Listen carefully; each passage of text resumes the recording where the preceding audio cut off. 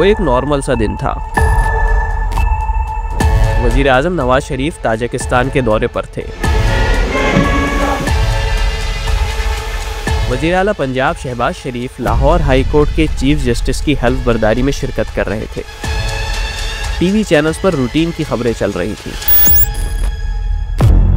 11 बजे के करीब लाहौर में फायरिंग से एक शहरी की हलाकत की खबर ब्रेक हुई। कुछ देर बाद दूसरी हलाकत की खबर चलती है, फिर तीसरी और चौथी। टीवी चैनल्स पे ब्रेकिंग न्यूज़ फ्लैश हो रही थी। एंकर्स चीख चीख कर खबरें दोहरा रहे थे और स्क्रीन पर पाकिस्तान की तारीख के अजीब व गरीब मनाज़िर टेलीकास्ट हो रहे थे।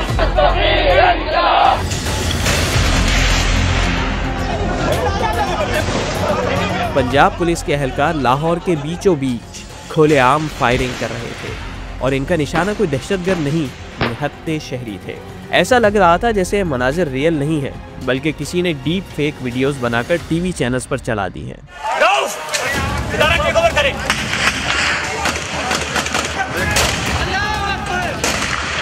अभी लोग इन मनाजिर को ही प्रोसेस कर रहे थे कि टीवी स्क्रीन पर हाथ में डंडा उठाए बलदार मूंछों वाला एक लंबा चौड़ा शख्स पुलिस एहलकारों को लीड करता और शहरियों की गाड़ियां तोड़ता नजर आता है।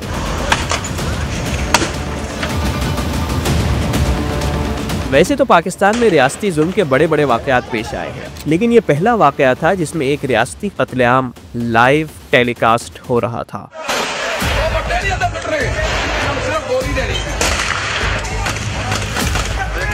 आधे घंटे तक एक तरफ से गोलियां चलती रहीं और दूसरी तरफ लाशें गिरती रहीं। लाहौर गज़ा बन गया। फायरिंग रुकी तो 14 पाकिस्तानी पंजाब पुलिस के हाथों शहीद किए जा चुके थे। अल्लाह मेरी बहन गई, अल्लाह जी फौत हो गई, इन्ना लिल्लाहि व इन्ना इलैहि राजिऊन। ये महज एक हादसा नहीं, पैगाम था। शरीफों का ऐलान था कि लाहौर हमारी जागीर है और यहाँ किसी मुखालिफत या अपोजिशन की कोई गुंजाइश नहीं।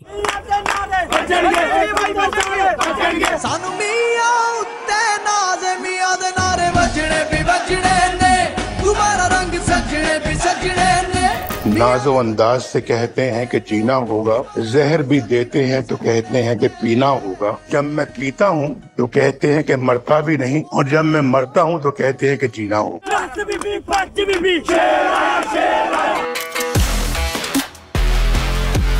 आईने पाकिस्तान के मुताबिक पाकिस्तान में ताकत का सरचश्मा अवाम है, लेकिन आज़ादी से लेकर आज तक 1-2 सालों के अलावा ताकत का सरचश्मा हमेशा JHQ का गेट नंबर 4 ही रहा है। इसमें कोई शक नहीं कि मिलिट्री इस्टेब्लिशमेंट पाकिस्तान की सबसे ताकतवर एंटिटी है, लेकिन वतन अजीज में मिलिट्री इस्टेब्लिशमेंट के बाद अगर किसी ने सबसे ज्यादा पावर एंजॉय की है तो वो है शरीफ खानदान। ऑनरेबल मियां मोहम्मद नवाज शरीफ साहब हैज सिक्योर्ड 244 वोट्स। ये बात सच है कि वो आजकल जेन जी में ज़्यादा पॉपुलर नहीं। सोशल मीडिया पर अक्सर इनका मजाक भी उड़ाया जाता है, मीम्स बनाई जाती हैं, लेकिन इस हंसी मजाक में अक्सर लोग ये चीज़ भूल जाते हैं कि सींगे लड़ाकर या पलके बिछाकर, 2/3 लेकर या फॉर्म 47 बनवाकर शरीफ खानदान आधी सदी से इस मुल्क पर हुकूमत कर रहा है। और पिछले 35 सालों में जहांगीर करामत और परवेज कियानी को छोड़कर आसिफ नवाज जंजुआ से लेकर आसिम मुनीर तक जितने भी आर्मी चीफ्स आए, सब के सब नवाज शरीफ की आशीर्वाद से ही आए। नवाज शरीफ वो वाहिद वजीर आज़म हैं जो चीफ्स को सिर्फ लाए ही नहीं, बल्कि एक आर्मी चीफ और एक चीफ जस्टिस को घर भी भेज चुके हैं। जी हाँ, ये कहानी है पाकिस्तान के ताकतवर तरीन सियासी खानदान की, जो पाकिस्तान पर हुक्मरानी को अपना पैदाइशी हक समझता है। इस खानदान के बच्चे ही नहीं, दामाद, समधी और दूर दराज के कज़न भी इक़्तिदार के मज़े लूटते हैं। लेकिन गवाल मंडी से जाती उम्रा का ये सफ़र आखिर तय कैसे हुआ? किस तरह इस कारोबारी ख़ानदान ने अपनी सियासी बादशाहत कायम की और कैसे बड़े बड़े ख़ानदान, इदारे और अफसरान सब इनके ताबे हुए? आइए आपको शरीफ ख़ानदान के कंट्रोल और रूल की कहानी सुनाते हैं। लेकिन इससे पहले एक बात, आप रफ्तार को सब्सक्राइब तो कर ही चुके होंगे। अगर आप हमें सपोर्ट करना चाहते हैं तो पेट्रियन मेंबर बनकर हमारा एक्सक्लूसिव कंटेंट भी एंजॉय करें। गालिब हमें ना छेड़ के फिर जोशे अश्क से बैठे हैं हम तहैया तूफान किए हुए। जख्मों को ना छेड़ो हमारे, वरना हमारे इतने आंसू निकलेंगे कि तूफान आ जाएगा।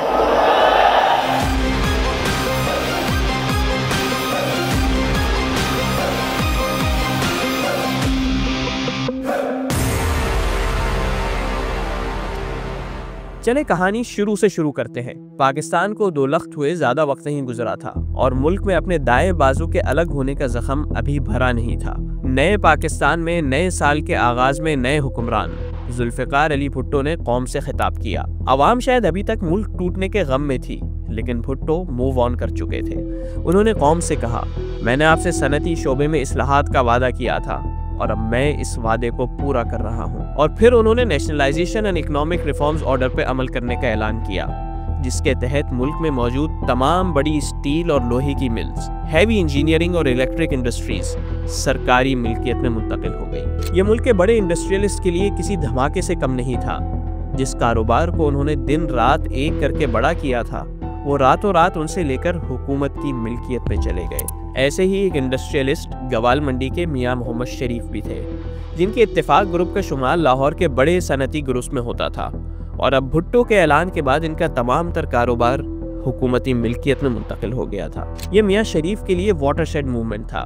वो इस दिन समझ गए कि पाकिस्तान में कारोबार को बढ़ाने और महफूज रखने के लिए मेहनत और अहलियत की ही नहीं, सियासी असर रसूख भी ज़रूरी होता है। उन्होंने उसी दिन फैसला कर लिया कि खुद नहीं तो अपने ख़ानदान के किसी न किसी फ़र्द को सियासत के मैदान में ज़रूर उतारेंगे, ताकि आइंदा कम से कम इस किस्म के धचकों से ख़ानदान और उसका कारोबार महफूज रहे। मियां शरीफ ने यह सोच तो लिया, लेकिन जब तक भुट्टो की हुकूमत थी तो जाहिर है ये मुमकिन नहीं था। और फिर शरीफ ख़ानदान को कुदरत और ज़ियाउल हक ने मौका फराहम कर दिया। भुट्टो के इक़्तिदार के साथ ही शरीफों का मुश्किल वक्त भी ख़त्म हुआ और भुट्टो की मौत शरीफों की पैदाइश साबित हुई। लाहौर के सीनियर सहाफ़ी नुसरत जावेद कहते हैं कि नवाज शरीफ को सियासत में भेजने की एक वजह ये भी थी कि वो कारोबार में इतने कोई कामयाब नहीं थे। खैर, एक तरफ शरीफ ख़ानदान की सियासत में एंट्री की ख्वाहिश थी, तो दूसरी तरफ भुट्टो जैसे मकबूल लीडर को फारिग करने के बाद जनरल ज़ियाउल हक के सामने बड़ा चैलेंज अपनी साख बहाल करना था।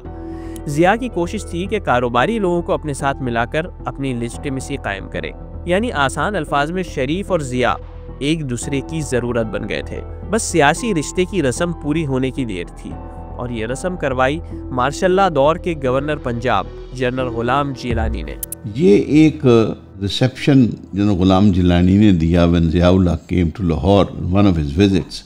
उसमें उसने बिजनेस कम्युनिटी के लोग बुलाए एंड ही वाज प्लानिंग कि अपनी कैबिनेट बनाए। General Ghulam Jilani Khan, he was the governor and the martial administrator यहाँ के। एंड आई थिंक ISI के डायरेक्टर भी थे बीच में, पहले रहे थे, उस वक्त नहीं थे जी। He was DG ISI as well. तो वहाँ पे एक कॉमन फ्रेंड थे मियाँ शरीफ के, मोहम्मद अमीन आगा साहब। उनकी मार्फत, उनके दोस्त थे जनरल फैज़ अली चिश्ती। तो जब ज़िया साहब जा रहे थे गवर्नर हाउस के पोर्च में, उनकी गाड़ी लगी हुई थी, यानी he was being seen of, तो वहाँ मियाँ शरीफ और नवाज शरीफ की मुलाकात कराई गई ज़ियाउल हक से।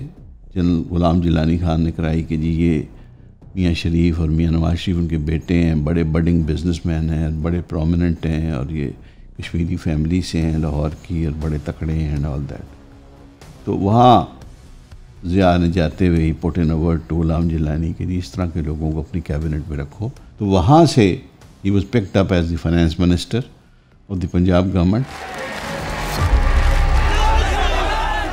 अपने वालिद साहब के खाली ख़जानों को भरने की ख्वाहिश लिए मियां नवाज शरीफ पंजाब के वज़ीर ख़जाना बन गए और फिर उन्होंने पीछे मुड़कर नहीं देखा। उनके सर पर इस्टेब्लिशमेंट का दस्ते शफ़क़त तो था ही, हालात ने भी कुछ उनका साथ दिया। 1985 में पंजाब असेंबली के ऐसे इंतखाबात हुए जैसे उसके बाद कभी नहीं हुए। उनको गैर जमाती इंतखाबात कहा जाता है, यानी इन इंतखाबात में जमात के बजाय बिरादरी, रिश्तेदारी और ताल्लुकदारी की बुनियाद पर वोट डाला गया। नवाज शरीफ के वालिद मियाँ शरीफ ने पंजाब के सियासी खानदानों में खूब लॉबिंग की। उनकी हिमायत और इस्टेब्लिशमेंट की रजामंदी ने नवाज शरीफ को वज़ीर ख़जाना से वज़ीर आला बना दिया। नवाज शरीफ वज़ीर आला इस्टेब्लिशमेंट की मेहरबानी से बने थे, लेकिन वज़ीर आला बनने के बाद उन्होंने हर काम के लिए इस्टेब्लिशमेंट पर ही तकिया करने की गलती नहीं की, क्योंकि वो जानते थे कि अगर उनको अपनी सल्तनत कायम करनी है तो उनको अपने वफ़ादार लोग चाहिए होंगे, जिनकी लॉयल्टी किसी और के नहीं, सिर्फ शरीफ ख़ानदान के साथ हो। वो सिस्टम के ज़रिए नहीं, शरीफों की मेहरबानी की वजह से मुलाजमत और प्रमोशन हासिल करे और फिर सारी ज़िंदगी इस एहसान को उतारने में गुजार दें। नवाज शरीफ ने इस मकसद के लिए हुकूमती मशीनरी में अपना जाल बिछाना शुरू कर दिया। 1996 में जो चीफ मिनिस्टर थे आरिफ नकई, उन्होंने पंजाब असम्बली में ये बताया कि 1985 से 1993 तक जो पहले 8 साल थे उसमें मियाँ बरादरान ने तकरीबन 1,500 से ज़ायद असिस्टेंट सब इंस्पेक्टर्स, 800 के लगभग तहसीलदार और नायब तहसीलदार ये पॉलिटिकल बुनियादों पर भर्ती किए, यानी कि पब्लिक सर्विस कमीशन के एग्जामिनेशन के बगैर। उससे ये हुआ कि पंजाब के जितने भी नामवर सियासी घराने थे, उनके सपोर्टर्स थे, वहाँ से एक बहुत बड़ा नेटवर्क जो है वो PMLN के लिए या मुस्लिम लीग नून का एहसानमंद हो गया, मियाँ बरादरान का एहसानमंद हो गया। और उसके बाद फिर यही वो लोग हैं कि जो डिस्ट्रिक्ट एडमिनिस्ट्रेशन या मुकामी इंतज़ामिया का एक अहम किरदार होते हैं। इन्हीं की फिर तरक्कियाँ होती हैं। ये फिर SHOs, assistant commissioner, revenue department, हर जगह पे ये लोग स्ट्रक्चर को चलाते हैं। तो इस तरह से इसको मैनेज किया गया। एक तो उन्होंने हुकूमती मशीनरी में अपने लोग भर्ती कर लिए जो सिस्टम के बजाय उनके ताबे होंगे,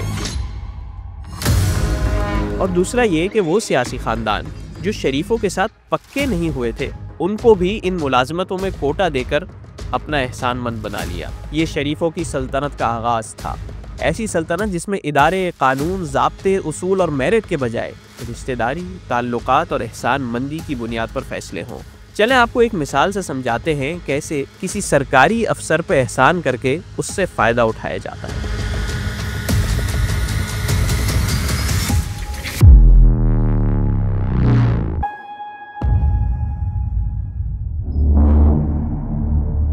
असर का वक्त था। सहाफ़ी जाफ़र रिजवी SSP ईस्ट बशीर मेमन के दफ्तर में बैठे हुए थे। बशीर मेमन साहब बड़े ही मिलनसार और रख रखाव वाले आदमी हैं। जाफ़र रिजवी के कुर्सी पर बैठने से पहले ही उनके लिए गर्मा गर्म चाय टेबल पर मौजूद थी। लेकिन फिर इससे पहले कि कोई बातचीत आगे बढ़ती, मेमन साहब की टेबल के नीचे रखे हुए खुफिया फ़ोन की घंटी बजने लगी। ये वो हॉटलाइन थी जिसका नंबर इनके इंतहाई करीबी दोस्तों या टॉप बॉसेस के अलावा किसी के पास नहीं था। इस कॉल के दौरान तो बशीर मेमन ने ज़्यादा कुछ नहीं कहा, लेकिन फ़ोन रखते ही जाफ़र रिजवी से पूछा कि क्या कोई बड़ी डेवलपमेंट हुई है, और फिर स्टाफ को टीवी ऑन करने का कहा।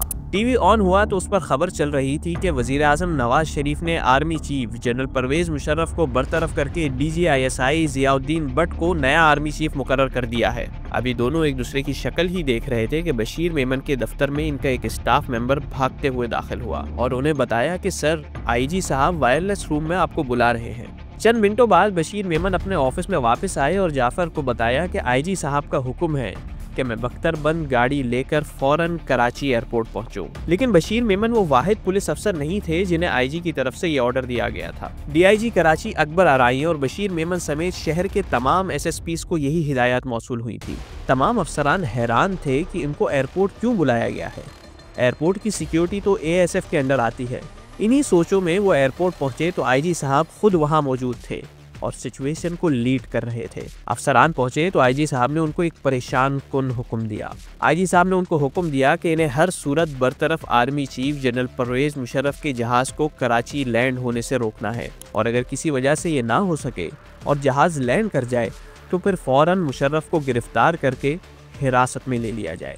अफसरान एयरपोर्ट पर हक्का बक्का खड़े थे, लेकिन फिर DIG अकबर आराई ने IG साहब को बताया कि सर, ये अहकामात गैर कानूनी है, ना हमारे पास वारंट्स हैं, ना ये जुरिस्डिक्शन है हमारी। अगर हुकूमत ये काम करवाना चाहती है तो फिर ASF को ऑर्डर्स दे। मामले की सेंसिटिविटी और फौज के खौफ ने तमाम अफसरान को पीछे हटने पर मजबूर कर दिया। लेकिन IG साहब हर सूरत में, हर मुखालिफत और ख़तरे के बावजूद नवाज शरीफ के अहकामात पूरे करने और मुशर्रफ को गिरफ्तार करने पर बज़िद थे। आप यकीनन सोच रहे होंगे कि ये कौन सा दलेर IG था जिसके दिल से नवाज शरीफ की मोहब्बत ने कानून और फौज दोनों का खौफ निकाल दिया था। तो इनका नाम था राना मकबूल अहमद। राना साहब पुलिस में शरीफ ख़ानदान के आदमी समझे जाते थे। एक ज़माने में नवाज शरीफ ने मीडिया में अपने मुखालिफ आवाज़ों को चुप कराने का टास्क भी इन्हीं राना मकबूल को दिया था। वैसे तो इनकी शोहरत जाली पुलिस मुकाबलों से लेकर सदर जरदारी पे दौरान कैद तशद्दुद तक कई सच्चे और झूठे वाक़यात की है, लेकिन मुशर्रफ को गिरफ्तार करने का ये प्लान उनकी कैरियर की सबसे बड़ी हाईलाइट है। फिर जो हुआ वो सब जानते हैं। फौज ने एयरपोर्ट को ही नहीं, मुशर्रफ को अरेस्ट करने के लिए एयरपोर्ट आने वाले आईजी राना मकबूल और इनके तमाम एसएसपीज को भी अपनी तहवील में ले लिया। सर आवाज बोल रहा हूँ। सर जनरल साहब यहाँ है, 805 मस्ट लैंड हियर सर, आप इनसे बात करें। हेलो हेलो हेलो, हाँ हेलो, कौन बोल रहे हैं? अकील बोल रहा हूँ। अकील, मैं जनरल इफ्तिखार बोल रहा हूँ। जी सर साहब, जहाज को आप डायरेक्ट इसको कराची एटीसी के साथ शुरू कर दें। एटीसी को कांटेक्ट कर लो क्या sir? Aircraft he will be guided by the ATC in Karachi. बाकी तो फिर भी जल्दी छूट गए, लेकिन 22 ग्रेड के राना मकबूल 1 महीने तक मलीर कैंट में मेहमान रहे। नवाज शरीफ राना मकबूल की इस बेमिसाल वफादारी को कभी नहीं भूले और इस वाकये के कई साल बाद 2018 में सेनेटर्स बनाने की बारी आई तो राना मकबूल नून लीग के हिमायत याफ्ता सेनेटर बन गए। ये तो उस दिन कराची का हाल था। उधर इस्लामाबाद में पीटीवी इमारत में भी सनसनी फैली हुई थी और वहाँ भी शरीफ खानदान को अपने लगाए हुए सरकारी मुलाजिमीन से इसी किस्म की वफादारी की तवक्का थी, या शायद इससे कुछ ज़्यादा की भी। एमडी पीटीवी यूसुफ बेग मिर्ज़ा के फ़ोन की घंटी मुस्तकिल बज रही थी। दूसरी तरफ वज़ीर आज़म हाउस से हुसैन नवाज थे, जो इसरार कर रहे थे कि मुशर्रफ की बरतरफी की खबर बार बार चलती रहनी चाहिए। पीटीवी का अमला ऐसा ही कर रहा था, लेकिन फिर अचानक न्यूज़ रूम में मशीन गन उठाए एक फ़ौजी अफसर दाखिल होता है और अमले को सख्ती से कहता है कि मुशर्रफ की बरतरफी की खबर बिल्कुल नहीं चलेगी। ये मेजर निसार थे, जिन्होंने अपने साथियों के साथ पीटीवी का कंट्रोल संभाल लिया था। अचानक पीछे धड़म करके एक दरवाज़ा खुला और वो दरवाज़ा खुला, पीछे हमने देखा तो वो अंदर जनाब मेजर साहब एक आए, मेजर निसार नाम था उनका, और पीछे उनके 2 सिपाही है, ऐसे गन्ने सीधी की हुई। वो बाहर से गेट फ्लांक चुके थे उस वक्त तक। ठीक है, हमें पता तब चला जब वो बाहर से न्यूज़ रूम में पहुंच गए। तो वो पहले उस उर्दू डेस्क की तरफ गए जहाँ से खबरनामा होता था, उधर कोई भी नहीं था, अभी शिफ्ट नहीं आई। वहाँ से मुड़ के देखा तो अंग्रेजी डेस्क पे हम सब बैठे थे। वो आगे मेजर साहब ऐसे गन सीधी की हुई और उन्होंने आते ही ऐलान किया मेजर साहब ने कि the news about general Musharraf sacking will not go on air. ये खबर ऑन एयर नहीं जाएगी। ये खबर ऑन एयर नहीं जाएगी। Where is that news, who is in charge? तो जब उन्होंने कहा ना कि हु इज़ इन चार्ज, तो हमारे कंट्रोलर न्यूज़ से एमजेड सोहेल साहब, और उन्होंने ऐसे डायरेक्टर न्यूज़ की तरफ इशारा किया। उन्होंने कहा sir he is in charge. उन्होंने कहा मेरी तरफ ही ना गन आ जाए। तो वो जनाब जी जी फरमाइए, जी जी फरमाइए। उन्होंने कहा जी जी फरमाइए, जो उनका स्टाइल है। तो उन्होंने कहा the news about general Musharraf sacking will not go on air, am I clear?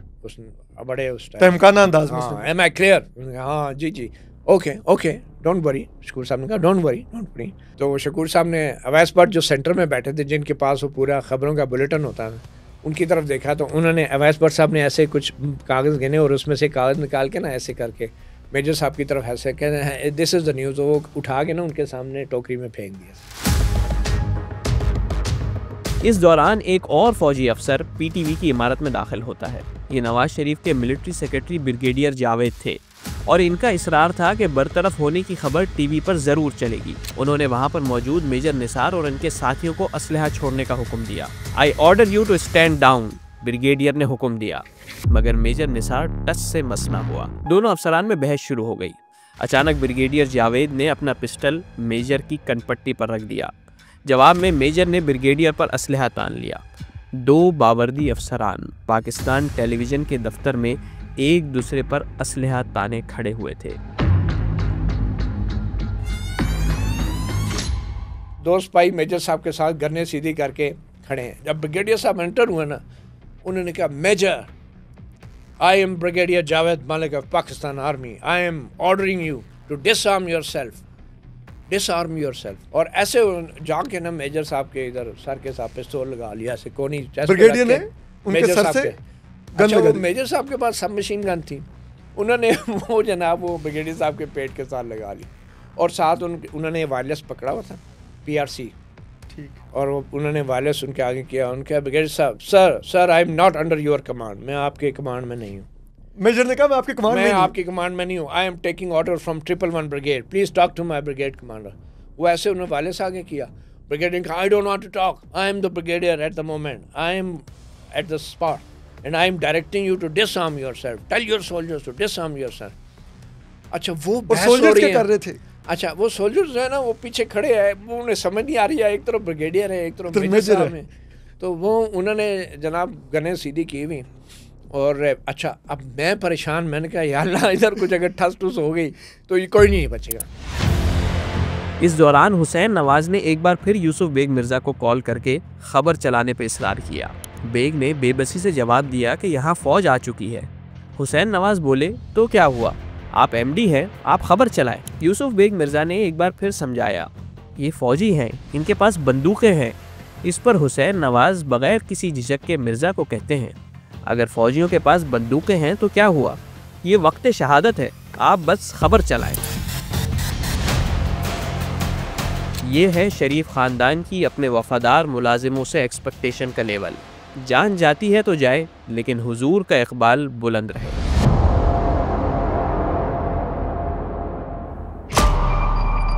शरीफ ख़ानदान ने वफ़ादारी का ये उसूल सियासी ख़ानदानों और सरकारी अफसरान पर ही नहीं, आर्मी चीफ्स पर भी लागू किया। वैसे तो हर हुकूमत की कोशिश होती है कि आर्मी चीफ उनके ताबे नहीं तो उनके खिलाफ भी कम से कम ना हो, लेकिन शरीफ ख़ानदान ने ये इंश्योर करने के लिए जो तरीक़ेकार अपनाया वो सबसे अनोखा था। शुजा नवाज अपनी किताब क्रॉस स्वॉर्ड्स में लिखते हैं कि उनके भाई general Asif Nawaz Janjua army chief बने तो कुछ दिन बाद उनके नवाज शरीफ से कुछ मामलात पर इख्तिलाफ हो गया। अब ज़रा शरीफ ख़ानदान का इन इख्तिलाफात को दूर करने का तरीका देखें।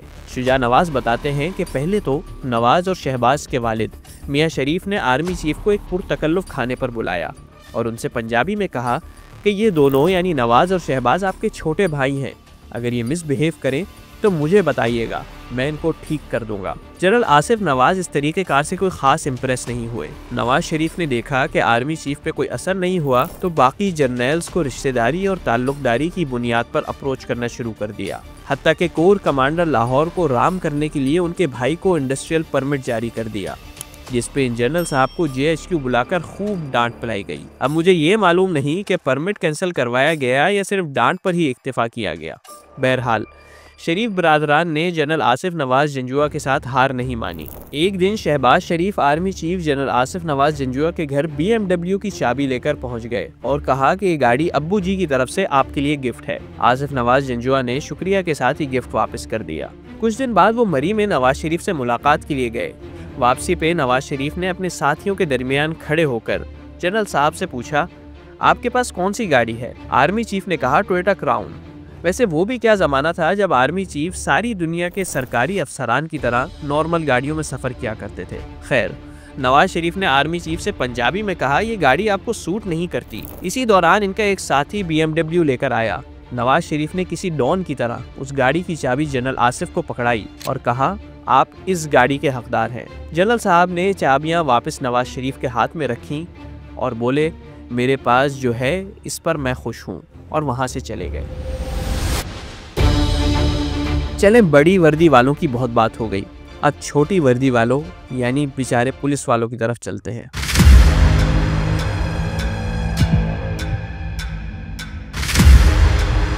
आपने रफ्तार पर राव अनवार, चौधरी असलम, ज़ीशान काज़मी जैसे किरदारों के मावरा अदालत कत्ल की खतरनाक कहानियां तो सुनी होंगी, लेकिन आपको शायद ये मालूम नहीं होगा कि लाहौर में भी आबिद बॉक्सर, उमर विर्क, सईद नवीद और राना फारूक जैसे कैरेक्टर्स मौजूद थे, जिनकी शोहरत और कारनामे राव अनवार और उनके साथियों से मुख्तलिफ नहीं थे। पुलिस मुकाबलों का भी एक दौर शुरू हुआ कि जिसके अंदर टॉप 10 जो गैंगस्टर होते थे या नोटोरियस लोग होते थे, उनके पुलिस मुकाबले भी किए गए, और कई पुलिस मुकाबलों की वजह से शहबाज शरीफ को 2008 में परेशानियों का सामना भी करना पड़ा, क्योंकि कई FIRs में उनका नाम आ गया था।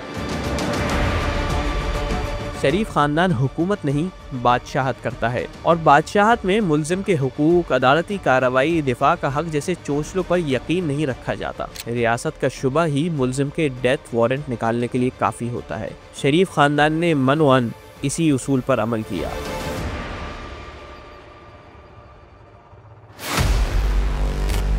1997 में नून लीग की हुकूमत ने फैसला किया कि पंजाब पुलिस मुल्जिम को पकड़कर अदालत के सामने पेश करने की जहमत नहीं करेगी, जो पकड़ा जाएगा उसको वहीं पर पार कर दिया जाएगा। और फिर ये खूनी सिलसिला शुरू हो गया। पंजाब पुलिस की बंदूकें बेलगाम हो गई।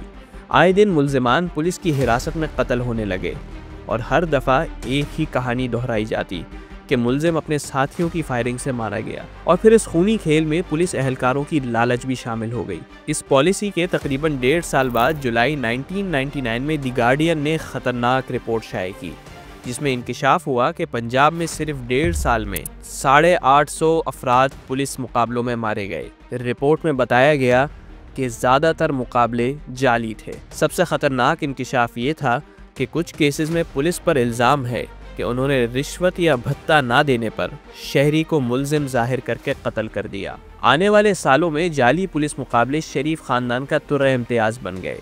नवाज शरीफ के बाद शहबाज शरीफ और अब मरियम नवाज। जब भी शरीफ ख़ानदान का वज़ीर आला बनता है, जाली पुलिस मुकाबलों में इजाफा हो जाता है। 1997 से 1999 तक पंजाब में शहबाज शरीफ की हुकूमत थी, जिसके दौरान मुबैना पुलिस मुकाबलों में 850 मुलजिमान हलाक हुए।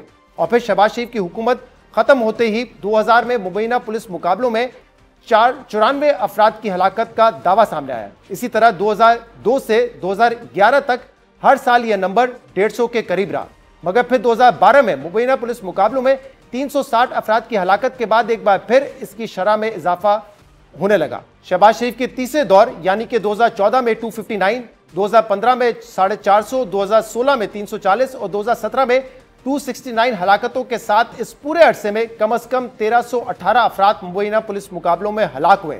और फिर पाकिस्तान तहरीक इंसाफ के दौर में 2018 से 2022 के दौरान 612 हलाकतें, यानी शहबाज शरीफ के पिछले दौर के मुकाबले में निस्फ हलाकतें हुई।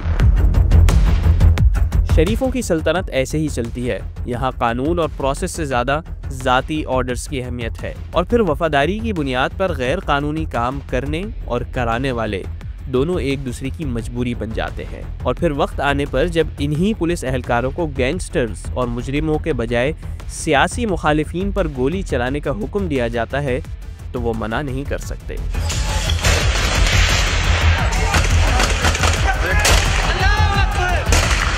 इस वीडियो के शुरू में मॉडल टाउन का वाक़या जो मैंने आपको सुनाया, वो पुलिस के इस्तेमाल का सबसे भयानक मुजाहिरा था। आधे घंटे में 14 लोगों का कत्ल कर दिया गया।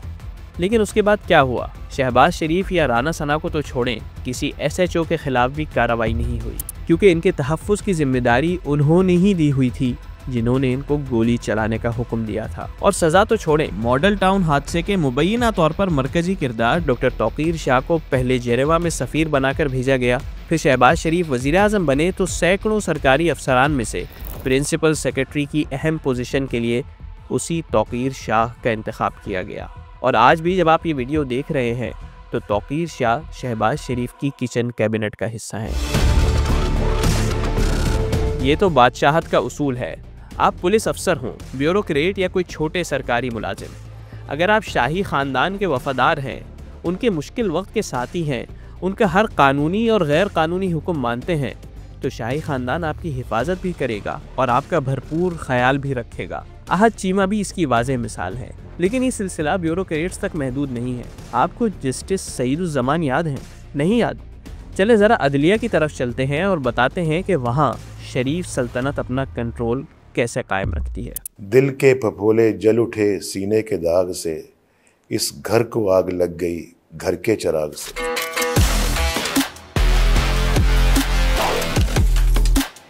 हमने इस वीडियो के शुरू में आपको नवाज शरीफ की सियासत में एंट्री की कहानी सुनाई थी, जब उनको अपने वालिद की लॉबिंग और दीगर सहारों की ज़रूरत थी। 16 साल बाद सिचुएशन बिल्कुल बदल चुकी थी। Simple majority, may be comfortable majority, but this is certainly more than comfortable majority and I'm very happy. 1997 में नवाज शरीफ इन सहारों से बेनियाज होकर 2/3 मेजॉरिटी से मुल्क के ताकतवर वजीर आज़म बन गए थे और ये इनका सबसे दिलचस्प दौर था। Congratulate Mir Nawaz Sharif for playing his cards so well.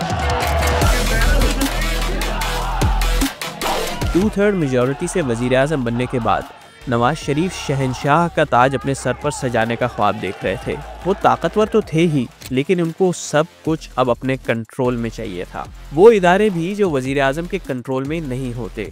इसलिए इस दौर में उन्होंने सदर, चीफ जस्टिस और आर्मी चीफ सबसे टक्कर ली और सबको घर जाने पर मजबूर किया। इसमें सबसे ज़्यादा दिलचस्प कहानी चीफ जस्टिस सज्जाद अली शाह को घर भेजने की है, जिसकी शुरुआत 13वीं आईनी तरमीम से हुई, जिसके तहत सदर से असेंबली तोड़ने का इख्तियार वापस ले लिया गया। चीफ जस्टिस सज्जाद शाह ने इस तरमीम को रिवर्स कर दिया, लेकिन अदलिया में नवाज शरीफ का हमदर्द और चीफ जस्टिस मुखालिफ ग्रुप हरकत में आ गया। चीफ जस्टिस के फैसले के कुछ ही मिनट बाद बगैर किसी पटिशन के सुप्रीम कोर्ट के 10 रुकनी बेंच ने अपने ही चीफ जस्टिस का फैसला मुअत्तल कर दिया।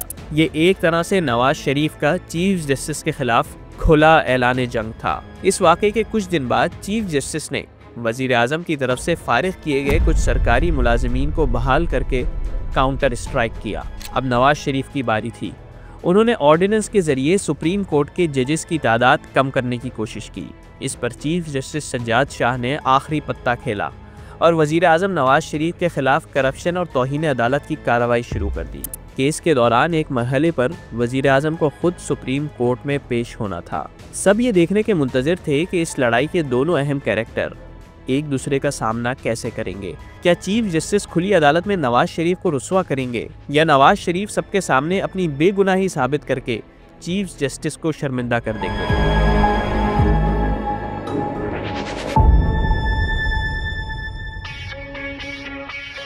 बिलाखिर हेयरिंग की डेट आ गई, लेकिन उस दिन वहां जो शो हुआ उसकी किसी को तवक्का नहीं थी। नवाज शरीफ सुप्रीम कोर्ट में पेश नहीं हुए। सिर्फ यही नहीं, मुस्लिम लीग के सैकड़ों कारकुनों ने उस दिन सुप्रीम कोर्ट पर हमला कर दिया। One gentleman entered and he said that the court premises have been raided and there are thousands of people coming inside. जजेस अपनी जान बचाने के लिए फरार होने पर मजबूर हो गए।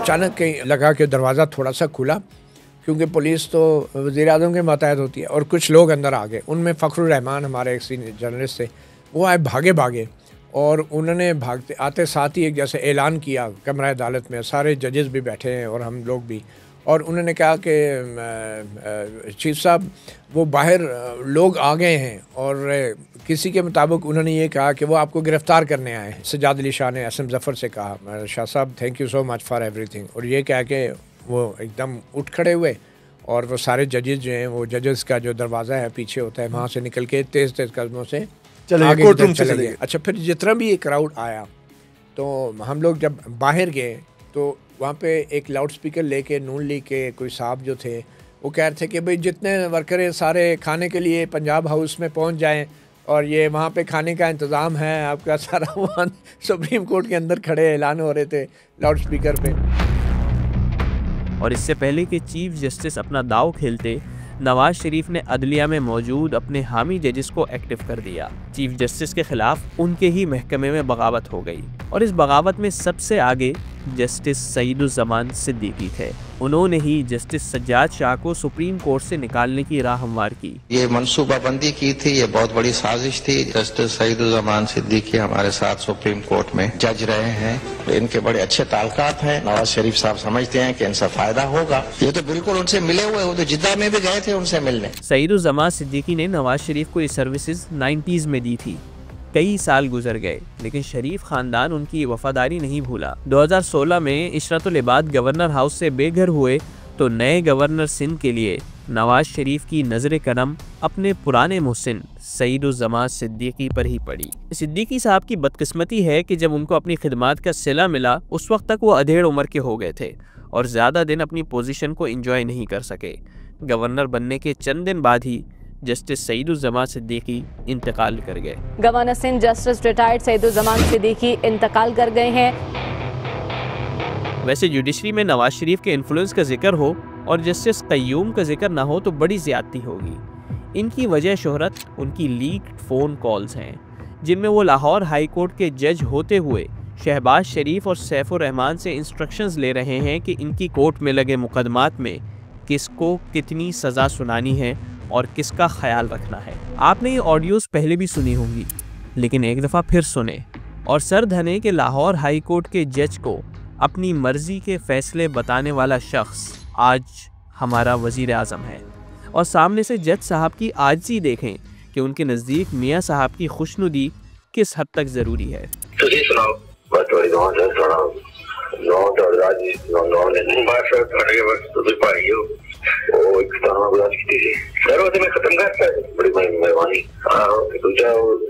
जरूर का मामला है। अच्छा मैनू उन्होंने क्या जी बड़े भाई साहब की मेहरबानी करियो जरा और ध्यान करना चाहिए क्या क्या सर है मैंने। अच्छा उन्होंने की है जी वो थोड़ा कोई अपना केस ही कर बोला ना है जी हाँ अगर चाहिए सर्वर का ख्याल करना चलो जी कोई बस मैं करता ही ने क्या कल खत्म होगा। वैसे आपको शायद ये पता नहीं हो कि जस्टिस कय्यूम के भाई परवेज मलिक तवील अरसे तक नून लीग के MNA रहे। परवेज मलिक की अहलिया शाइस्ता परवेज भी MNA रहीं और आजकल उनके बेटे अली परवेज मलिक एक्टिव हैं और शरीफ खानदान के इनर सर्कल में अपनी जगह बनाने के लिए कोशा है। चलें आपको शरीफ खानदान के शाहाना तर्ज हुक्मरानी, अदलिया में मुदाखलत और अपने वफादारों को नवाजने की एक और दिलचस्प कहानी सुनाते हैं। आपको आजकल मीडिया पे अता तारड़ अक्सर शरीफ खानदान का दिफा करते नजर आते हैं। उनकी इस पोजीशन तक पहुंचने की बैक स्टोरी सुनकर आपकी आंखें खुली की खुली रह जाएंगी। शरीफ खानदान की असल दोस्ती अता तारड़ के जद्दे अमजद और साबिक सदर पाकिस्तान रफीक तारड़ से थी। रफीक तारड़ सदर बनने से पहले सुप्रीम कोर्ट के जज थे। सुप्रीम कोर्ट में अपने 3 साला दौर के दौरान रफीक तारड़ ने सिर्फ एक फैसला तहरीर किया और वो फैसला नवाज शरीफ की हुकूमत रीस्टोर करने का था।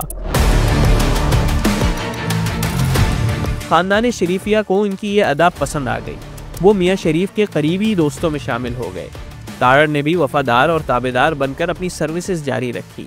चीफ जस्टिस सज्जाद शाह को फारिग करने की आपको जो कहानी सुनाई, उसमें जजेस को उनके खिलाफ खड़ा करने में तारड़ साहब ने भी खूब किरदार अदा किया। 5 नवंबर 2000 को डॉन अखबार के मारूफ सहाफ़ी कावसजी ने अपने आर्टिकल में इंकिशाफ किया कि नवाज शरीफ ने रफीक तारड़ को रात के अंधेरे में फ्लाइट ऑपरेशन बंद होने के बाद खुसूसी तैयारे पर क्वेटा रवाना किया ताकि वो वहाँ जजेस में चीफ जस्टिस के खिलाफ लॉबिंग करें। रफीक तारड़ की इन्हीं खिदमात की वजह से जब फारूक लगारी को फारिग करके नए सदर को नामजद करने का वक्त आया तो मियाँ शरीफ ने बेतकल्लुफ़ी से कहा कि इस जिम्मेदारी के लिए मेरे दोस्त रफीक तारड़ से बेहतर कोई शख्स नहीं हो सकता।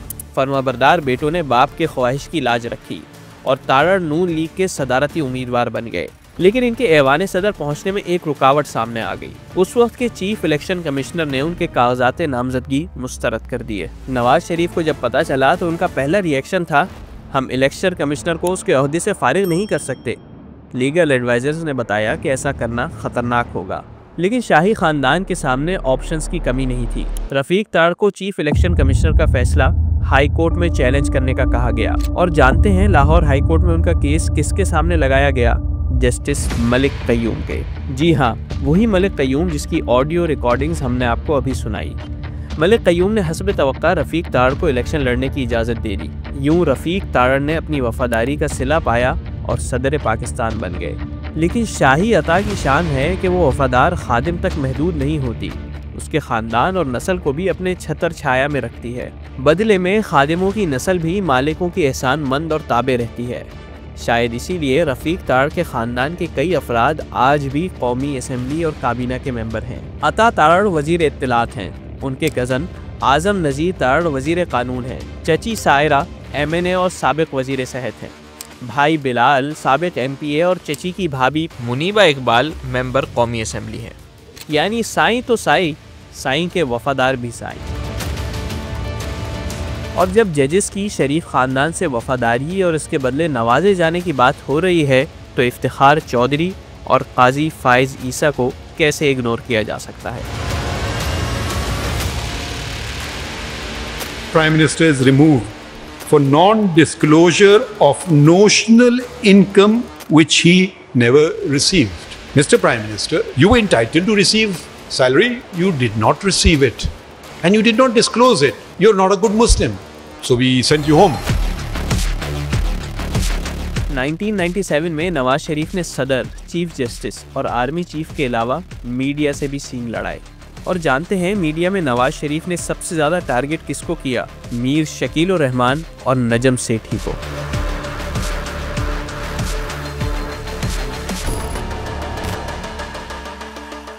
कराची प्रेस क्लब में गैर मामूली रश था। सहाफ़ी प्रेस कॉन्फ्रेंस रूम में जमा थे, लेकिन वो जिसकी प्रेस कॉन्फ्रेंस कवर कर रहे थे वो भी सहाफ़ी ही थे और कोई आम सहाफ़ी नहीं, पाकिस्तानी मीडिया का सबसे ताकतवर शख्स अपना मुकदमा बयान करने खुद आया था। उसके दाएं और बाएं ज़ैड सुलहरी, इरशाद हक्कानी, मलिहा लोधी और कामिला हयात जैसे कदावर सहाफ़ी खड़े थे। माइक के सामने कोई और नहीं, जंग ग्रुप का मालिक मीर शकील रहमान था। उन्होंने बोलना शुरू किया, सहाफ़ियों ने लिखना शुरू किया, कैमरों के फ्लैश जलने लगे और फिर उन्होंने धमाका खेज ऐलान किया। मैं आपको कुछ ऑडियो सुनाना चाहता हूँ। ये वो वक्त था जब नवाज शरीफ की हुकूमत जंग इंतज़ामिया पर दबाव डाल रही थी और जंग अपनी पॉलिसी बदलने से इनकार कर रहा था। इन्हीं दिनों जंग ग्रुप को टैक्स नोटिस मौसूल होता है और इसी दौरान नवाज शरीफ के करीबी साथी सैफुर रहमान, वजीर इत्तलात मुशाहिद हुसैन और शरीफ ख़ानदान के करीबी समझे जाने वाले सहाफ़ी मुजीबुर रहमान शामी मीर शकील रहमान को कॉल करके दबाव डालते हैं कि वो हुकूमत की लाइन टो करें। मीर शकील रहमान कराची प्रेस क्लब में ऐसी ही एक कॉल की रिकॉर्डिंग सहाफ़ियों के सामने चला देते हैं। रिकॉर्डिंग का मतन कुछ यूँ था, टैक्स अपीलेट ट्रिब्यूनल ने हमारे हक में फैसला दे दिया है। ऐसा हमारी नरमी की वजह से हुआ है। अगर हमने ट्रिब्यूनल के चेयरमैन को हिदायत दी होती तो उसका बाप भी ये फैसला नहीं दे सकता था। और फिर इस रिकॉर्डिंग का सबसे दिलचस्प हिस्सा सामने आता है। नवाज शरीफ की हुकूमत के अहम अरकान जंग ग्रुप के मालिक मीर शकील रहमान से मुतालबा करते हैं कि मलिहा लोधी, आफ्ताब इकबाल, कामरान खान, महमूद शाम, आबिद तुहामी समेत 14 सहाफ़ियों को इदारे से फारिग कर दे और इनकी जगह उन सहाफ़ियों को नौकरी दे जो हुकूमती पॉलिसीज़ को सपोर्ट करें। यही नहीं, मीर शकील रहमान बताते हैं कि हुकूमती प्रेशर की वजह से वो जंग अखबार के सफ़ात कम करने पर मजबूर हो गए हैं। मीर शकील रहमान ये दुहाई ऐसे वक्त में दे रहे थे जब वो मीडिया के डॉन थे। उनके अखबारात का डंका बजता था और इनके इदारे में काम करने वाले सहाफ़ी हुकूमतों को हिला देते थे। लेकिन शरीफ खानदान की बादशाहत इन बातों से इंटिमिडेट नहीं हुई। आप शायद आजकल के दरबारी सहाफ़ियों को देखकर हैरान होते हों, लेकिन शरीफ खानदान का ये पुराना स्टाइल है। उनको मीडिया में सिर्फ खुशामदी ही पसंद आते हैं। बहुत थोड़े लोगों को पता है कि पाकिस्तान में एवन फील्ड जो अपार्टमेंट्स हैं नवाज शरीफ साहब के, ये सबसे पहले आपने स्टोरी ब्रेक की थी। 1997 रोज़नामा पाकिस्तान में मैं एडिटर था अखबार का। मेरे पास कुछ टिप्स थी, कुछ डॉक्यूमेंट्स थे। मुझे पता चल गया कि FIA इंक्वायरी कर रही है। मैंने कॉलम लिखा, मेरे कॉलम का जवाब दिया परवेज़ रशीद साहब ने, उन्होंने तरदीद कर दी। फिर सईद काजी साहब जो हैं उनका पूरा फीचर छपा विद डॉक्यूमेंट्री एविडेंस। सिर्फ लंदन की नहीं थी, कुछ अमेरिका की भी थी। तो वो जब छपा उस पर नवाज शरीफ साहब नए वज़ीर-ए-आज़म बने थे, वो नाराज़ हो गए और फिर उनकी नाराज़गी हमने भुगती। मुझे कहा कि आप ये अखबार के एडिटरशिप से इस्तीफ़ा दे दें और एक अखबार का नाम लिया और उसके एडिटर बन जाए। तो मैंने सोचा ये नवाज शरीफ साहब मजाक कर रहे हैं मेरे साथ। तो मैंने पराठे के साथ ऑमलेट खाना शुरू कर दी। मैं इग्नोर्ड। फिर वो मैंने देखा उन्होंने लस्सी का गिलास पिया है, घोंट लिया है, वो बड़े सीरियस हैं। और मुझे कह रहे हैं मुझे पता है ये आपने नहीं कराया, ये अकबर भट्टी ने कराया।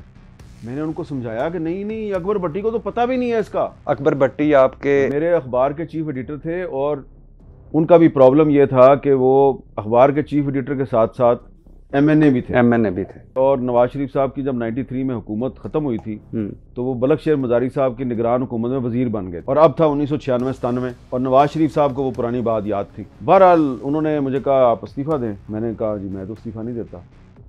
मैं दफ्तर गया, थोड़ी देर बाद चीफ मिनिस्टर शहबाज शरीफ साहब का फ़ोन आ गया।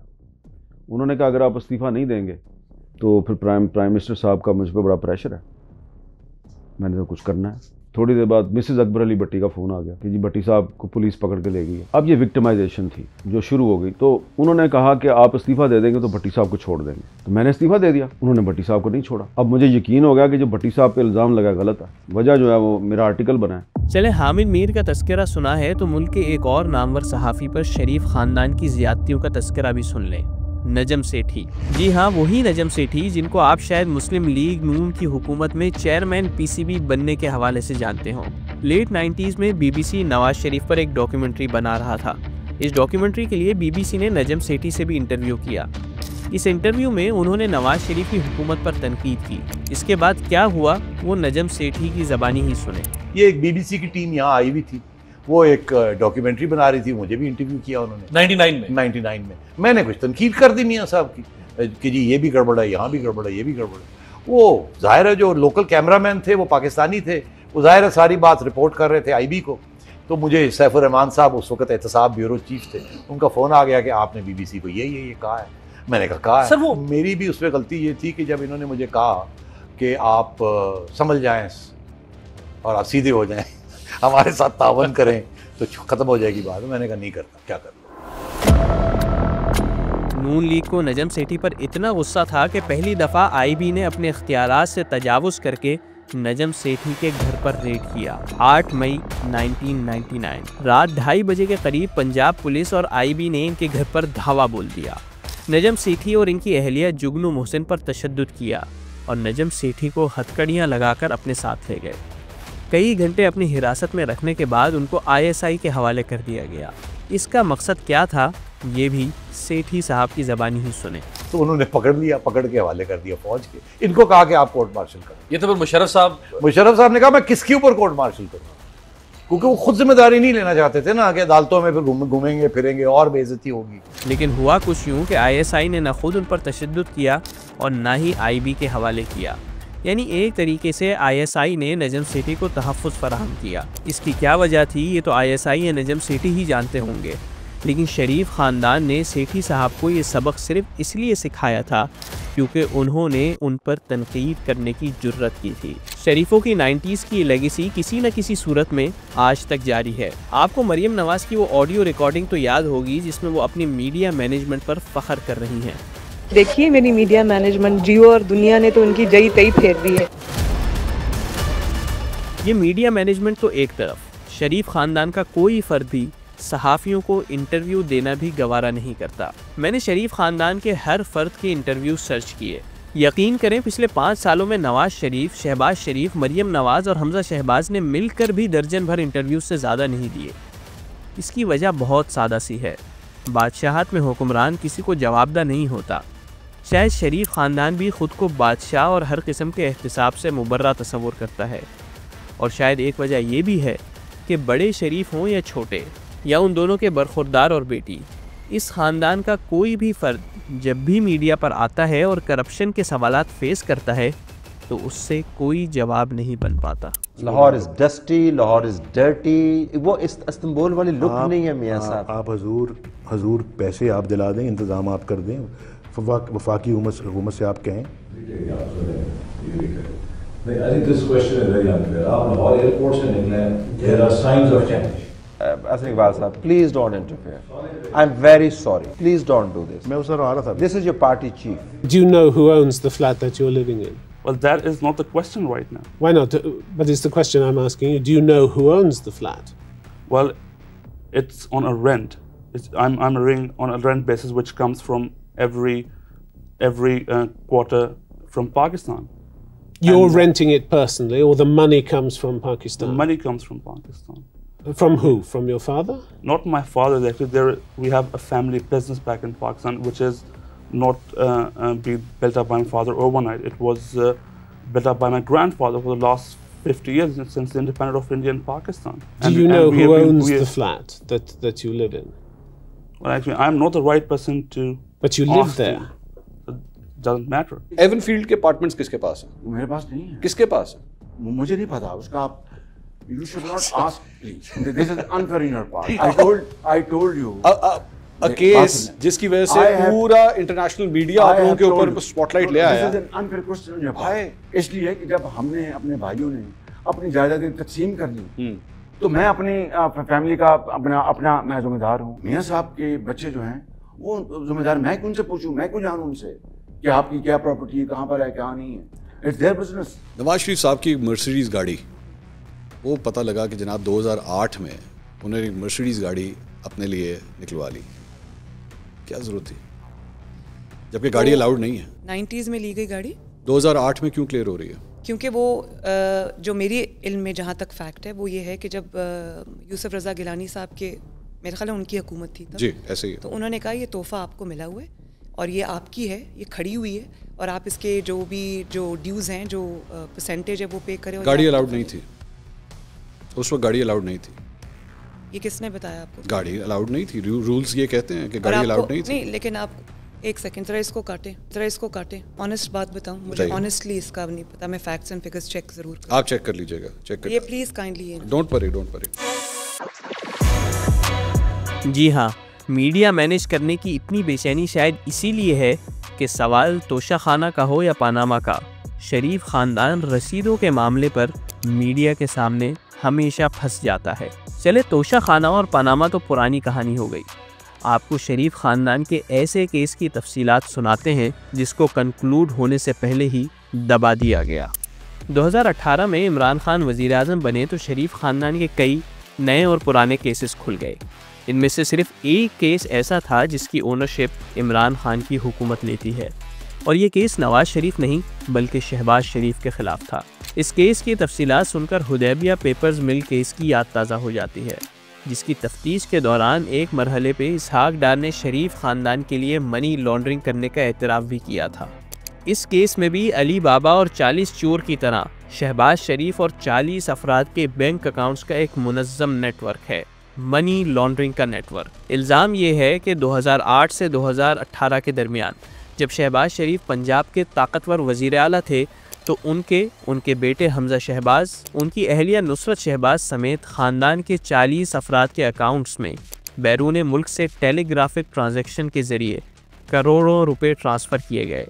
FIA की एक रिपोर्ट के मुताबिक इन 10 सालों में 17,000 डिपॉजिट्स हुए, जिसमें शरीफ ख़ानदान से मुंसलिक अकाउंट्स में 16 अरब रुपए ट्रांसफ़र किए गए।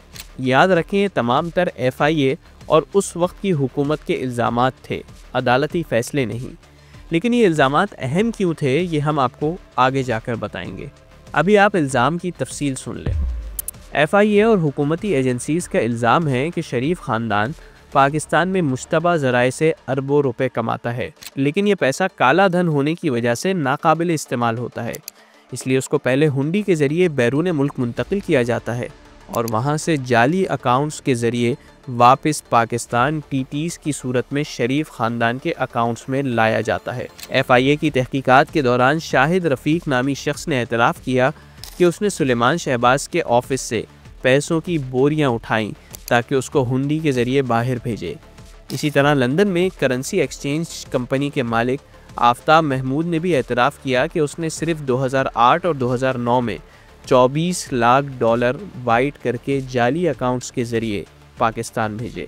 चले अब इन जाली अकाउंट्स की भी बात कर लेते हैं जिनके ज़रिए पैसे ट्रांसफ़र किए जाते थे। आपने शायद मकसूद चपड़ासी का तस्करा सुना होगा। मकसूद चपड़ासी वाला कौन है? वो मकसूद चपड़ासी वाला उस गरीब के अकाउंट से 3 अरब रुपए से ज़्यादा शरीफ ख़ानदान के अकाउंट्स में ट्रांसफ़र किए गए। दरअसल हुकूमती इल्ज़ाम के मुताबिक मकसूद चपड़ासी अकेला नहीं था। मुबैना तौर पर मनी लॉन्ड्रिंग के लिए कई ऐसे लोगों के नाम पर जाली अकाउंट्स खोले गए जो न कभी पाकिस्तान से बाहर गए और ना ही उनकी माली हैसियत मजबूत थी, बल्कि इनमें से कुछ अफराद तो मुबैना तौर पर शरीफ खानदान के छोटे दर्जे के मुलाजमीन थे। इन बेचारों के अकाउंट से अरबों रुपए TTs के जरिए शहबाज शरीफ और उनके खानदान के अकाउंट्स में ट्रांसफ़र किए गए। अब सवाल ये पैदा होता है कि अगर ये तमाम तर बातें इल्ज़ामात ही हैं तो उनको दोहराने का क्या फ़ायदा? पाकिस्तान में हुकूमतों का अपने सियासी मुखालिफिन पर इल्ज़ामात लगाना कौन सी नई बात है? क्या गारंटी है कि ये इल्ज़ामात भी झूठे ना हों? बहुत मुमकिन है कि ऐसा ही हो, लेकिन जब इन इल्ज़ामात की बुनियाद पर नून लीग और शरीफ खानदान से सवालात किए गए तो इनके जवाबात से कुछ अजीब लगा। शहबाज शरीफ साहब ने बुनियादी चीज़ों का जवाब नहीं दिया है कि कैसे TTs आई हैं, 7.3 अरब रुपए के असासे कैसे बने, क्यों इतनी ज़्यादा TTs की ज़रूरत थी। इस केस में ये जितनी TT 63 है जी, अरब है जी, 1.5 अरब है जी, 50 करोड़ है, वो भाई बात ये है कि अगर एक उनका बेटा है जो कि 40 ईयर ओल्ड है, पिछले 20 साल से 15 साल से वो अपना कारोबार कर रहा है, उसे आपने इस केस में मुलज़म जो है वो नामजद किया हुआ है, उसके खिलाफ आप पूरा प्रोसेस चला रहे हैं, उसका जवाब मैं क्यों दूं? मैंने तो अपना जवाब देना है ना। मियां शहबाज मगर अगर चीफ मिनिस्टर का जवाब देना है जो उनके जुम्मे है, अगर सरकारी लोगों के तो कोई इल्जाम नहीं है, अगर सरकारी लोगों के साथ इन लोगों का तो तल्लुक नहीं है, लोगों को जवाब देना पड़ेगा ना, जो कभी बाहर नहीं गए, जिन्होंने अपने अकाउंट नहीं खोले, जिन्हें पता नहीं उनके अकाउंट में पैसे आते रहे। अगर शहबाज शरीफ साहब के बेटे उनके नाम पर अकाउंट इस्तेमाल करते रहे तो जवाब तो फिर शहबाज शरीफ साहब को देना पड़ेगा। शाहजेब, मैं किसी का डिफेंस नहीं पेश कर सकता कि मैं ये कहूँ कि जी उनका डिफेंस ये है। एक मौके पर तो खुद सुलेमान शहबाज ने इन इल्ज़ामात का जवाब देने का फैसला किया। वो बहुत कम इंटरव्यूज़ देते हैं, लेकिन उन्होंने फैसला किया कि पाकिस्तान के टॉप TV शो पे जाकर अपनी सफाई देंगे और इल्ज़ाम लगाने वालों का मुंह बंद कर देंगे। लेकिन इस इंटरव्यू में जो हुआ उससे उन इल्ज़ामात की अहमियत कम होने के बजाय मज़ीद बढ़ गई। अगर मेरा कोई ऑफशोर अकाउंट या मेरा कोई ऑफशोर एसेट हिडन या डिक्लेयर्ड पाकिस्तान की धरती से बाहर साबित हो जाए तो मेरा गिरबान आपका हाथ। मैं आज भी इस पे कायम हूं। नहीं, मगर आप इस बात का तो जवाब दे दें कि आपके यहाँ कितने असासे हैं? सब पाकिस्तान के अंदर हैं भाई। हुकूमती इल्जाम है कि 1.3 बिलियन रुपीस में से 99% आपके रिवर्स रेमिटेंसेस और टीटीज के जरिए पैसे आए हैं। वो मैंने एफबीआर को दे दिए। तो सुलेमान साहब इस शो में भी बता देना, जब आप कह रहे हैं अगर आप एक कॉम्पिटेंट बिजनेसमैन हैं, जाली इल्जामात, जाली को काउंटर करके आप ये तो नहीं कह सकते कि जाली इल्जामात हैं। आप ये भी तो बताएंगे कि नहीं इसका काउंटर ये है। आप बताएंगे नहीं कि आपने रमजान शुगर मिल से क्या कमाया, आपने चिकन फीड के बिजनेस से क्या कमाया, आप पावर में गए तो आपने क्या कमाया, कुछ तो बताना पसंद करेंगे या कुछ नहीं बताएंगे? आपको मैं वक्त का ज़िया समझता हूँ। साहब आप मुझे फिर काइंडली ये बताइए, क्योंकि मेरा ख्याल है जिस तरीके से आपका टाइम बड़ा कीमती है, मेरी ऑडियंस का टाइम भी बड़ा कीमती है। आप इस इंटरव्यू में अगर आए हैं तो क्या बताने आए? अब आते हैं इस केस के तारीख पहलू की तरफ। इस केस में तहकीकात और मेहनत FIA के सीनियर अफसर डॉक्टर रिजवान ने की थी और अदालत में इस केस को FIA की तरफ से सिकंदर जुल्करनैन ने परसू किया था। ये केस 2018 से 2022 तक चलता रहा। FIA का केस मजबूत था और करीब था कि 2022 में शहबाज शरीफ और हमजा शहबाज पर फर्द जुर्म आयद हो जाती, लेकिन उस वक्त मुल्क की सियासी सूरत हाल तब्दील हो गई। अचानक FIA के प्रोसिक्यूटर सिकंदर जुल्करनैन को एक खुफिया कॉल मौसूल हुई जिसमें उनको कहा गया कि वो अगली पेशी पर अदालत नहीं जाएंगे। बात जो थी वो सिकंदर जुल्करनैन बताते हैं कि वो जिस अगले दिन जब उन्होंने पेश होना था और चालान अब जमा होना था तो उन्हें कहा गया, एक कॉल आई और उन्हें कहा गया कि आपने कल पेश नहीं, तो वो फिर पेश नहीं हुए थे। लेकिन उन्होंने एक काम ये किया कि उन्होंने ये रिटर्न लिख के अदालत को दे दिया था कि मुझे ये कहा गया। फिर उन्होंने हमें इंटरव्यू में भी ये बता दिया, आज तक उनका ये एक ही इंटरव्यू है, उन्होंने कहा कि ऐसे वो बड़ा स्ट्रॉन्ग केस था, वो बिल्कुल उस पर फैसला आने वाला था, आ जाना था, और वो इनके खिलाफ वो केस बेसिकली शहबाज शरीफ साहब के, हमजा शहबाज, ये और भी कुछ लोग थे। तो वो उनका वो गालिबन अगर थोड़ा याद 16 का था शायद वो स्कैम था, उसके लगभग थी वो रकम। तो उसमें अब जब वो पेश नहीं हुए फिर हमने देखा कुछ अरसे बाद वो बिल्कुल वो केस खत्म हो गया। फिर तो खैर शहबाज शरीफ वज़ीर आज़म बन गए। इन दिनों एक मौके पर सिकंदर जुल्करनैन को यहाँ तक कहा गया कि आप इस केस को छोड़ दें क्योंकि शहबाज शरीफ अगले वज़ीर आज़म और हमजा शहबाज वज़ीर आला पंजाब बनने वाले हैं। वो रिकॉर्ड खुद ही बताएगा कि 16/2 को मिनिस्ट्री ऑफ लॉ मेरा नोटिफिकेशन करती है और 18 को पहली तारीख को मैं पेश होता हूँ। मुझे 10 तारीख को इन्वेस्टिगेटिंग ऑफिसर कॉल करता है और मैसेज देता है कि आपने कल कोर्ट में नहीं आना क्योंकि ये वजीर आजम और वजीर आला बनने जा रहे हैं, तो आपने नहीं तशरीफ लानी। तो मैंने कहा ठीक है, मैं कौन सा, और पहले मेरा कम्युनिकेशन था डॉक्टर रिजवान के साथ, हुआ सा डीजी प्रोविंशियल डीजी थे, वो इससे पहले रिमूव कर दिए गए थे, तो लिहाजा आईओ ने मुझे कॉल की और वो मैंने कोर्ट को लेकर दे दिया कि मैं माजरत ख्वाऊं क्योंकि मुझे इस तरह मैसेज आया तो मैं नहीं पेश होऊंगा। ये बातें उस वक्त हो रही थी जब वजीर आजम इमरान खान ही थे। सिकंदर जुल्करनैन ने अदालत को इन रिटर्न ये बता दिया कि उनको इस केस से पीछे हटने का कहा जा रहा है और डॉक्टर रिजवान जिन्होंने तमाम तर तहकीकात की थी वो तो गोया डिप्रेशन में ही चले गए और कुछ दिन बाद उनका इंतकाल हो गया। साबिक डायरेक्टर FIA डॉक्टर रिजवान का इंतकाल हो गया है। डॉक्टर रिजवान की मौत से मुताल्लिक कई सवालात उठाए जाते हैं। वो आखिरी दिनों तक जिन चंद लोगों से राब्ते में थे उनमें से एक नईम अशरफ भट्ट भी थे। आखिरी दिनों में भट्ट साहब की डॉक्टर रिजवान से व्हाट्सएप पर क्या चैट हुई उनकी ही ज़बानी सुने। डॉक्टर रिजवान जो है उनके जब इंतकाल 3-4 दिन पहले एक मैसेज मुझे था व्हाट्सएप पे, एक बस शेयर था कोई, और वो उसका थोड़ा मुझे शेयर तो याद नहीं है लेकिन का मफहूम शायद यही था कि मैंने अपना फ़र्ज़ निभाया है ईमानदारी के साथ, तो फिर अब के नतीजा उनके हाथ में नहीं था।